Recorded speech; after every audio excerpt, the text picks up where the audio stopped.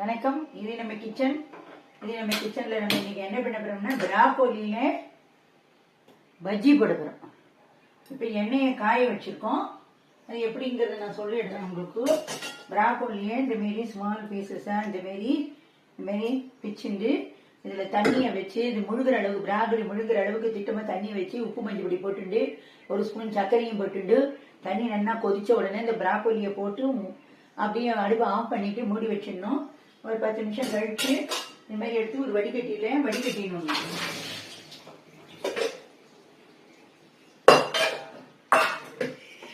இப்போ இதில் எண்ணெய் காய வச்சிருக்கேன். எண்ணெய் சுற்றும் எடுத்து இதுக்கு நான் இந்த பஜ்ஜி மாவில் துவச்சி இதில் போட போகிறேன்.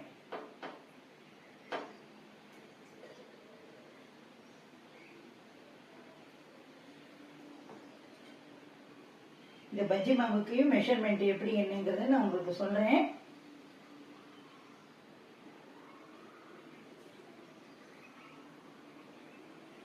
ரெண்டு கப்பு கடலை மாவு.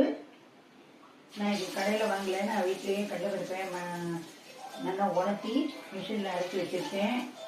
இந்த இதை அப்புறம் போய் மிஷினில் மாவு அரைச்சி எடுத்து வச்சுருக்கேன். கடலை மாவு இந்த கடலை மாவு இதில் போட்டுட்டு இதில் நான் 2 கை அளவுக்கு கடலை மாவு போட்டுட்டேன் தாராளமாக. அதில் ஒரே ஒரு டேபிள் ஸ்பூன் அளவுக்கு அரிசி மாவு, ஒரு டேபிள் ஸ்பூன் மைதா மாவு இதெல்லாம் போட்டுட்டு ஒரு ஸ்பூன் அளவுக்கு ஸ்மாலாக மீடியம் ஃப்ளேமில் வச்சுக்கலாம். இல்லைன்னா தீஞ்சி கருகி போயிடும். அது போட்டுட்டு உப்பு, மஞ்சள் பொடி, மிளகாய் பொடி, தேவையான பெருங்காயப்பொடி எல்லாத்தையும் தேவையான அளவு போட்டுட்டு இந்த மாரி நம்ம இந்த மாவில் போட்டு இதை எடுத்து கொடுத்தா குழந்தைகள்லாம் நல்லா விரும்பி சாப்பிடுவா. பெரியவாளும் சாப்பிடுவா. இது சாஃப்டாக இருக்கும். அதனால எந்த வித ரெஸ்ட்ரிக்ஷனும் இல்லை. இது அடுத்த சிம்பிள் கூட வச்சுக்கலாம். ஏன்னா இது வாட்டர் வெஜிடபிள்ஸ் சட்டுன்னு கருகி போகிறதுக்கு வாய்ப்பு இருக்கு.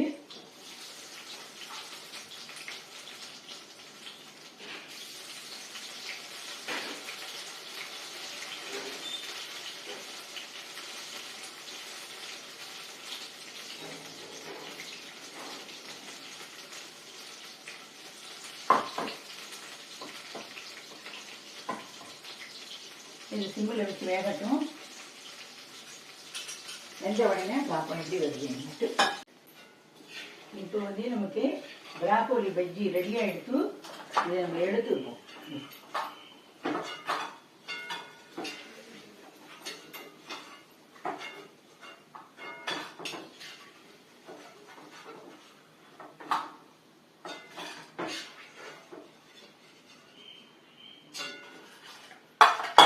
அடுப்பை பெருசாக வச்சிருவோம். தீயை இன்னொரு ரவுண்டு இதுலேயே போடுவோம்.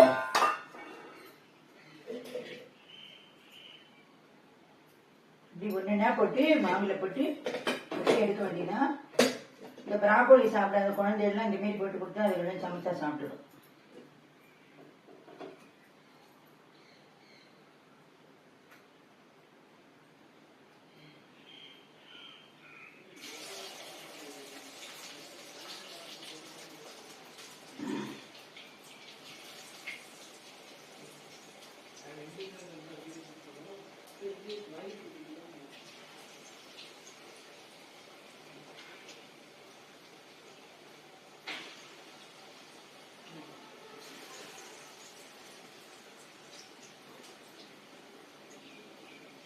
பிராக்கோலியிலே பக்கோடா கூட போடலாம். பிராக்கோலியில குருமா பண்ணலாம், பிராக்கோலி சாதம் பண்ணலாம், பிராக்கோலியில சாம்பார் பண்ணலாம், பிராக்கோலி கறி பண்ணலாம், கூட்டு பண்ணலாம். பிராக்கோலி நல்ல ஹெல்த் பெனிஃபிட்ஸ் உள்ள ஒரு வெஜிடபிள்.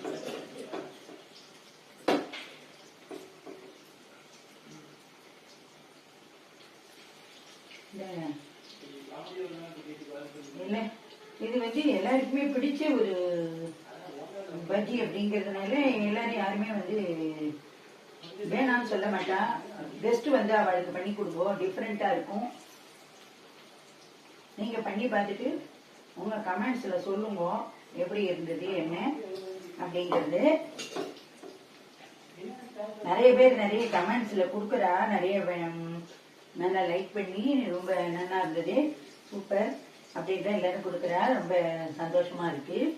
உங்களுடைய ஃபீட்பேக்லாம். இதேமாரி எப்போதுமே நீங்கள் உங்கள் சப்போர்ட் எங்களுக்கு வேணும்.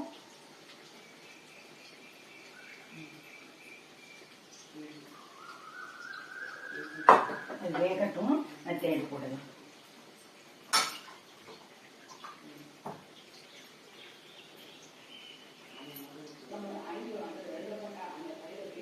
இது ரெடியாக போகிறது ப்ராக்கோலி பஜ்ஜி. இதேமாரி காலிஃப்ளவர்லையும் போடலாம். உங்களுக்கு உங்களுக்கு கொஞ்சம் மசாலா வாசனையோடு வேணும் அப்படின்னா இதுலேயே நம்ம 1 கிலோ கடலைப்பருப்பு, 1/4 கிலோ பச்சரிசி, இதை நல்லா வெயிலில் காய வச்சு மிஷினில் அரைச்சிட்டு அது இது இல்லாமல் இதில் கொஞ்சம் தனி மிளகாத்தூள், மஞ்சத்தூள், பெருங்காய பவுடர். பெருங்காய பவுடர் நம்ம செய்யும்போது கூட கலந்துக்கலாம். இது அரைக்கும் போதே இதில் ஒரு 50 கிராம் ஜீரகம், ஒரு 50 சோம்பு, இது எல்லாத்தையும் போட்டு அரைச்சிட்டு அப்புறம் நம்ம பஜ்ஜி மாவு மிக்ஸ் பண்ணும்போது அதில் கொஞ்சம் ஓமம், சுக்கு பொடி இதெல்லாம் போட்டு எல்லாத்தையும் நல்லா மிக்ஸ் பண்ணிட்டு சாட் மசாலா பவுடர் எல்லாத்தையும் போட்டு மிக்ஸ் பண்ணி இப்போ போட்டேன்னா இது இந்த மசாலா பஜ்ஜி வாசனை நல்லா வரும். குழந்தைலாம் ரொம்ப ஜோராக விரும்பி சாப்பிடுவா. நீங்கள் அதேமாரி ஒரு தடவை நான் சொன்ன ரெசிபி படி அதேமாரி ஒரு தடவை செஞ்சு பாருங்க.